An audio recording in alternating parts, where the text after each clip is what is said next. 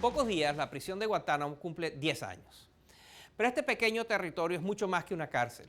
Junto a los presos hay miles de soldados y también personal civil. De todos estos, solo una pequeña minoría son cubanos, son apenas 30 personas. Un día decidieron voluntariamente quedarse en la base, que es territorio americano, que los Estados Unidos reclama como territorio con soberanía de Estados Unidos y que por supuesto Cuba no reconoce. Pero estos cubanos decidieron no cruzar más nunca la barrera que los separa del resto de Cuba. Nuestro corresponsal Carlos de Vega los visitó y este es su informe. Lo primero que verá al aterrizar en Guantánamo es el mar.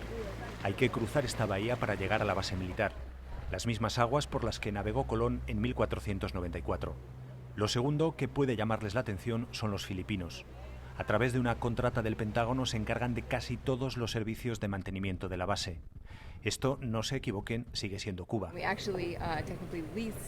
Técnicamente alquilamos este terreno a Castro a cambio de una cantidad mensual.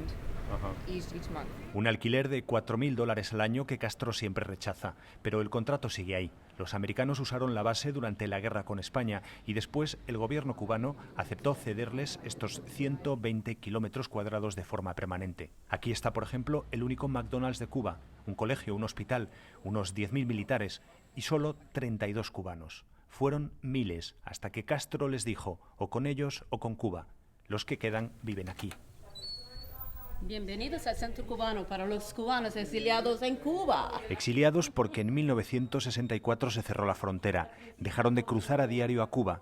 Así que aquí se encuentran historias de familias rotas. Donde pudimos reunir a un padre con su hija después de 40 años que no se habían visto. Desde el día que él se quedó aquí, nunca más se había visto su hija. Y este año pudimos reunirlos y fue una historia muy bonita. Nosotros decir, sabemos que está ahí, pero nada más, porque nosotros no podemos llegar allí ni nada de eso. Hay otros que no se arrepienten de aquel día en el que renunciaron a su pasaporte. Mi novia, que es mi señora ahora, trabajando aquí, entonces ella me dijo que se iba a quedar, que no iba a salir más, y que si yo me iba a quedar. Entonces yo tuve unos cuantos días entrando y saliendo para copar todo lo que tenía que hacer y entonces me quedé. Así que fue una cosa planeada. Por amor, se dice.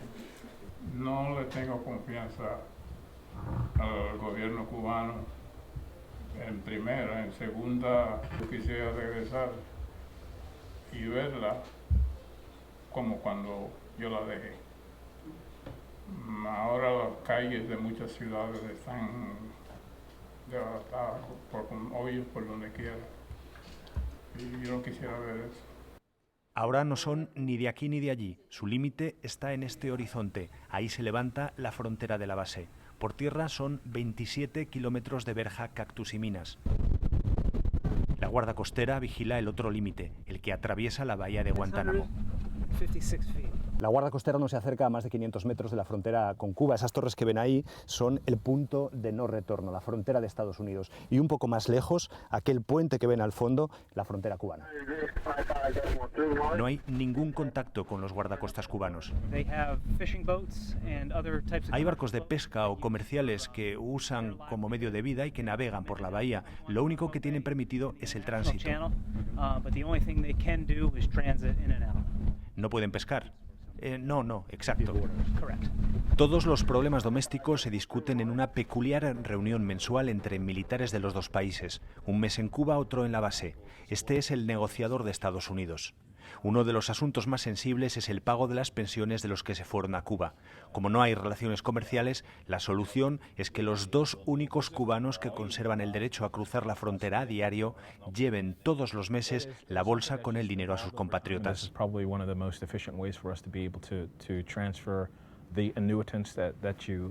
Probablemente es la forma más eficiente de hacerles llegar las pensiones, la mejor opción para trasladar el dinero desde la base a Cuba.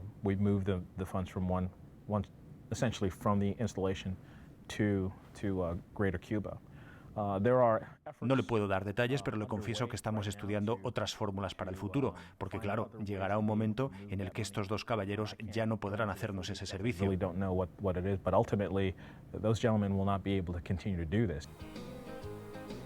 Esa reunión es el único contacto con Cuba.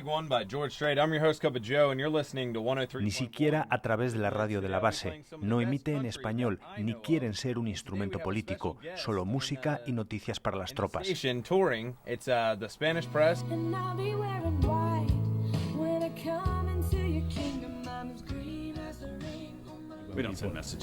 No lanzamos mensajes, además nuestra señal es tan débil que es imposible que nos escuchen en Cuba. Aquí la única referencia a Fidel es esta figurilla con la que obsequian al visitante. Y el único recuerdo de música cubana lo guardan en la colección de vinilos que tienen de las épocas gloriosas de la base y que siguen usando. Discos de los años en los que aquí se escuchaba hablar en español. No había cárcel, era un plácido destino para los militares. Tiempos que solo quedan ya en la memoria de los últimos 32 cubanos que decidieron agotar sus vidas aislados en esta base. En la base de Guantánamo, en Cuba, Carlos de Vega para Efecto Naim. Muchas gracias, Carlos, como siempre, muy interesante. Hoy hemos estado hablando de lo frágil que puede ser el liderazgo de los Estados Unidos. En este caso, y como en tantos otros, la voluntad es un factor muy importante para cambiar las cosas. A su vez, esto tiene mucho que ver con nuestro estado de ánimo, cómo nos sentimos, lo cual me da pie a la pregunta de esta semana. ¿Usted sintió rabia ayer? ¿Sí o no? Cuando regresemos, podrá comparar su respuesta con la de 140,000 personas en 160 países. No se vaya.